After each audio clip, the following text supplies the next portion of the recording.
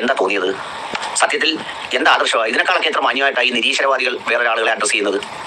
അവർ ഇങ്ങനെയുള്ള ആളുകളെയൊക്കെ എങ്ങനെ പറയുള്ളൂ? അവർക്ക് പറയുന്നതെല്ലാം പ്രവാചകനെ കുറിച്ചാണ്. അതിനേക്കാൾ എത്ര മ്ലേച്ഛമായിട്ടാണ് പറയുന്നത് നോക്കണം. പുള്ളിയാണ് അബൂ ത്വാഹിർ. പുള്ളി ആരാന്ന് മാത്രമല്ല, പുള്ളി 100 വർഷം ആഘോഷിക്കുന്ന സമസ്ത 100 പുസ്തകങ്ങൾ എഴുതുമ്പോൾ അതിൽ ഒരു പുസ്തകം എഴുതുന്നത് പുള്ളിയാണ്. ഇത് അനിൽ മുഹമ്മദ് എന്നെ ഉപദേശിച്ച മഹത്തായ വാക്കുകളാണ്. ഞാൻ അനിലിൻ്റെ ഭാഷയിൽ തന്നെ പറഞ്ഞാൽ ഒരു ഹുസൈൻ ബിദ്രിയെ ഞാൻ വിമർശിച്ചിരുന്നു. ആ വിമർശിച്ചത് ഹദീസ് അദ്ദേഹം പച്ചയായി ദുർവ്യാഖ്യാനം ചെയ്തതിൻ്റെ പേരിലാണ്. അതിൽ ഞാൻ കുറച്ച് കടുത്ത ഭാഷയിലാണ് വിമർശിച്ചത്. അതായത് അദ്ദേഹത്തിൻ്റെ താടി നരച്ചത് വെയിൽ കൊണ്ടിട്ടൊന്നുമല്ലല്ലോ, വയസ്സായിട്ടെന്നല്ലേ, നിങ്ങൾ ഇത്തരത്തിൽ ഹദീസ് ദുർവ്യാഖ്യാനം ചെയ്യാൻ പാടുണ്ടോ എന്ന കടുത്ത ഭാഷയിൽ തന്നെയാണ് ഞാൻ വിമർശിച്ചിട്ടുള്ളത്. കാരണം അങ്ങനെ വിമർശിക്കേണ്ടത് തന്നെയാണ്. കാരണം അത്രയും പച്ചയായിട്ട് ഹദീസ് ചെറിയ കുട്ടികൾക്ക് പോലും അറിയുന്ന വ്യാഖ്യാനമുള്ള ഹദീസിനെ ദുർവ്യാഖ്യാനിച്ചുകൊണ്ട് പറഞ്ഞപ്പോൾ അത് ഏതൊരു മുസ്ലിമിൻ്റെയും മനസ്സിൽ തറക്കുന്ന കാര്യമാണ്. അതുകൊണ്ട് കടുത്ത ഭാഷയിൽ തന്നെയാണ് വിമർശിച്ചിട്ടുള്ളത്. ഇനിയും അത്തരക്കാരെ ആ വിധത്തിൽ തന്നെയാണ് കൈകാര്യം ചെയ്യാൻ ഉദ്ദേശിക്കുന്നത്. അപ്പോൾ അനിൽ മുഹമ്മദ് എന്നെ ഉപദേശിച്ചുകൊണ്ട് രംഗത്ത് വരികയുണ്ടായി. കഴിഞ്ഞ ദിവസം നിങ്ങളൊക്കെ കേട്ടതായിരിക്കും.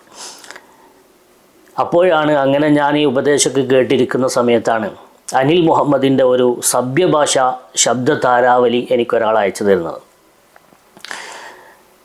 അപ്പോൾ അദ്ദേഹത്തിൻ്റെ ഒരു സഭ്യഭാഷ ശബ്ദ താരാവലി എന്ന് പറയുന്ന ഒരു ഗ്രന്ഥം ഇറങ്ങുന്നുണ്ട്. അപ്പോൾ അതിൻ്റെ പ്രകാശനം രണ്ടാർക്കര മീറാൻ മൗലവിയാണ് നടത്തുന്നത്.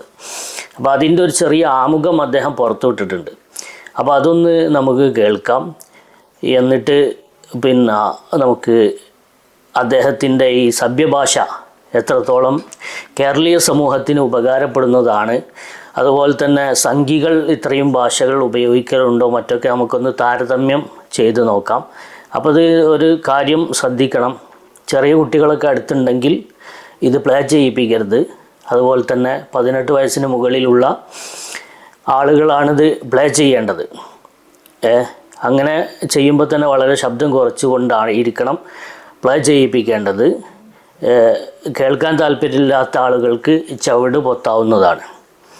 ഉപ്പ മറ്റേത് കൊടുത്തതുകൊണ്ട് നിന്റെ മറ്റേതെല്ലാം കൂടി ഞങ്ങൾക്ക് തരണം എന്ന് പറഞ്ഞ് ചോദിക്കാൻ പോകാത്തത് അവർ തന്തയ്ക്കും തള്ളയ്ക്കും ഉണ്ടായതുകൊണ്ടാണ് ഇങ്ങനെ നക്കുന്നത് കണ്ടു.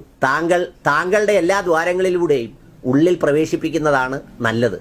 ഈ കള്ളന്മാരും